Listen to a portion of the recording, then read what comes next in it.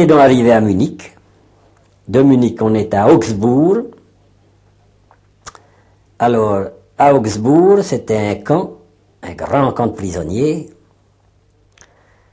Et de là, on a attendu une huitaine de jours. Mais alors, dans la vermine, les poux, les puces et tout.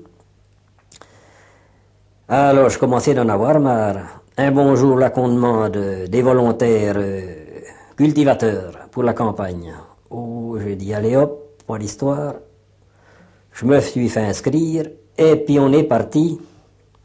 Et de là, on a donc du camp, et il est venu un paysan avec son tracteur, et puis une remorque, on était peut-être ben une quinzaine. On a monté là-dedans, et en route, alors on se dit, où c'est qu'on va tomber? Ma foi, à mi-chemin, le bonhomme, c'était le chef des paysans. Il nous a arrêtés dans un petit bistrot, il nous a payé les croissants, on a bu un coup. Vous voyez, on dit ça va. Bon, on est arrivé dans un petit patelin, pas loin à 25 km de Munich, nommé un patelin qui s'appelle Emmering, que j'ai donc fait mes 5 années de captivité là. Alors on nous a tous mis dans une grande salle, la salle qui nous était réservée, c'est un ancien gymnase. Et puis, le soir, les paysans du patelin sont venus nous choisir. Alors, ils ont dit, bon, tiens, je prends celui-là. L'autre, il dit, je prends celui-là. Moi, j'ai tombé chez un paysan qui avait 2 chevaux. J'étais bien content, parce que tous les autres, c'était des bœufs. Alors, je travaillais avec des bœufs, hein, pardon. Moi, qui n'ai pas beaucoup de patience. Hein. Alors, j'ai donc tombé dans cette fameuse maison. Et puis, le gardien nous a conduits les uns après les autres le lendemain matin. Et puis là, ils ont lu le code pénal, aucune fréquentation avec les prisonniers, pas de contact avec les femmes, et patati et patata. Ça, c'était puni sérieusement. Alors, mon premier pas que j'ai fait chez mon paysan, c'était un midi.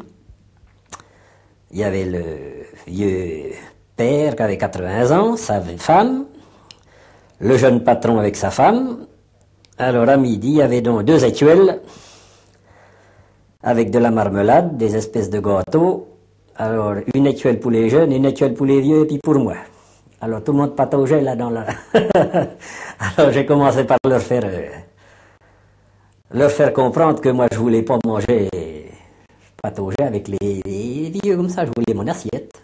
Enfin, ils ont compris. J'avais ma fourchette, ma cuillère, que j'avais tout pendant la guerre. Et puis moi, je faisais ma vaisselle, parce que il la faisait une fois tous les 8 jours. Il léchait leur cuillère ou leur fourchette, puis il mettait ça dans le tiroir. Moi, je passais ça sous le robinet, puis je faisais ma vaisselle. Alors, ma foi, ça n'a pas été ben... Il a fallu s'y mettre, quoi. Chez mon patron, là, le premier boulot qu'il m'a fait faire, il m'a fait monter en vélo, voir s'il me fait faire le tour de la cour. Il me demandait si je savais aller en vélo. Parce que là-bas, le vélo, c'était de rigueur. On allait au champ en vélo, il fallait aller faucher l'herbe en vélo, fallait... Hein? Alors, bon, j'ai fait mon tour de vélo, il me dit, ça va. Alors, la popote a fallu s'y mettre, quoi. C'était tous les jours, 5 jours par semaine. Un jour, c'était de la marmelade avec des pains soufflés. Le lendemain, c'était des pains cuits à la vapeur, avec une autre espèce de confiture quelconque, des fruits en conserve qu'ils faisaient. Le jeudi, le jeudi, il y avait un petit peu de viande, et le dimanche, il y avait de la viande. Mais boisson, Tintin. Fallait aller au robinet pour boire un coup, si t'avais soif. Il n'y avait que le patron, lui, quand il avait fini de manger, il descendait à la cave, qui se tenait à la côté de la cuisine, et puis il s'enfilait un coup de glouglou de bière ou de limonade. Oh non de Dieu. Alors tous les soirs, quand le boulot était fini, moi je finissais pas trop tard, j'étais un des premiers à rentrer au commando, c'était à peu près 7 heures. Alors à 7 heures, ma foi, un coup mon boulot fini, j'allais à la cuisine, je buvais mon café au lait avec du pain. C'était tous les jours, ça c'était le souper du soir. Mais avec du pain blanc ou des gâteaux, enfin c'était pas trop mauvais. Et moi, je me taillais une bonne tranche de pain, et puis j'emmenais ça à la piole. Et puis le soir, ben, ma foi, je mangeais une bricole avec mon bout de pain. Et le soir à 8h30, le gardien venait nous boucler. Et le lendemain matin, il venait nous ouvrir. Et au boulot, tous les jours. Alors il y a le dimanche, ma foi, on avait quartier libre. Le dimanche matin, on allait soigner les bêtes comme d'habitude, mais on ne travaillait pas.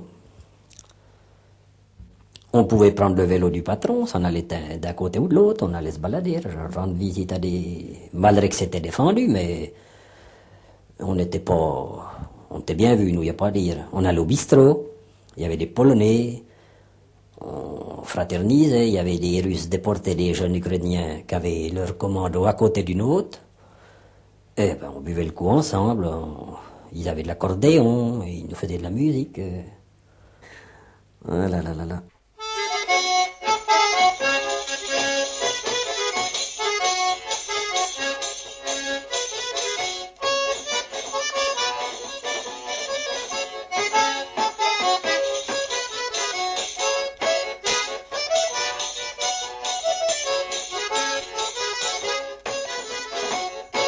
Alors, tu continues à avoir des contacts avec la France quand même. À partir de quand tu as pu on a eu de la correspondance. D'ailleurs, du coup qu'on a été prisonnier, on a pu envoyer une carte en France. Et puis la réponse, ça n'a pas été tout de suite. Mais enfin, toutes les semaines, on avait droit à une carte et à une lettre qu'on envoyait. Mais comme de juste, hein, il fallait pas mettre ce qu'il fallait pas, parce que c'était comme c'était contrôlé, il y avait des grandes chances. Enfin, on arrivait à avoir des nouvelles. Et puis alors, Lulu s'est débrouillée, elle, comme on en recevait des colis. Eh bien, elle me faisait une lettre, elle m'enveloppait ça dans du papier d'aluminium, et puis elle mettait ça dans un pot de confiture, en rouleau, bien comme il faut, bien camouflé. J'en ai reçu je ne sais combien de ces lettres. Il y avait des fois, c'était pas facile à déchiffrer parce que il y avait des fois le jus qui avait coulé dans la lettre. Hein. Mais enfin, on était bien contents. Oui, alors moi le dimanche, ben, je me suis mis à faire du dessin. Il y avait un Lituanien qui était dans la Légion étrangère, qui avait donc été prisonnier vers nous. Et puis, il connaissait pas mal de données pour le dessin. Puis un jour, j'étais en train de dessiner, puis il me dit, mais tiens, dis donc, mais t'as des dons pour le dessin. Il dit, mais tiens, dis donc, tu ferais comme ci, tu ferais comme ça. Et puis je me suis mis à faire des portraits, des photographies de copains, de femmes de copains, des Allemands, des Russes, des Polonais. Enfin, dans mes 4-5 ans que j'étais là, j'ai fait une quarantaine de photographies. Et les gens étaient heureux, hein, ils étaient contents. J'ai fait des Ukrainiens, j'ai fait tout un tas de... J'avais même fait un Allemand, un voisin, un Allemand et sa femme, tous les deux côte à côte. À coup 7 heures, moi que j'étais libéré de mes travaux, il faisait nuit de bonne heure. Au lieu de rentrer au commando tout de suite, j'allais chez ces gens-là. Alors on parlait de choses et d'autres, ils étaient heureux d'apprendre un peu ce qu'on faisait en France et tout. Il y avait 2 filles là-dedans, et puis le père et la mère. Mais tout à fait chouette, hein. D'ailleurs, ils risquaient gros, hein, s'ils étaient fait gauler de recevoir un prisonnier, hein. Mais tu sais, ils étaient comme les copains, ils avaient bien voulu que ça soit fini, ce bon sang de guerre. Ah oui. Oui.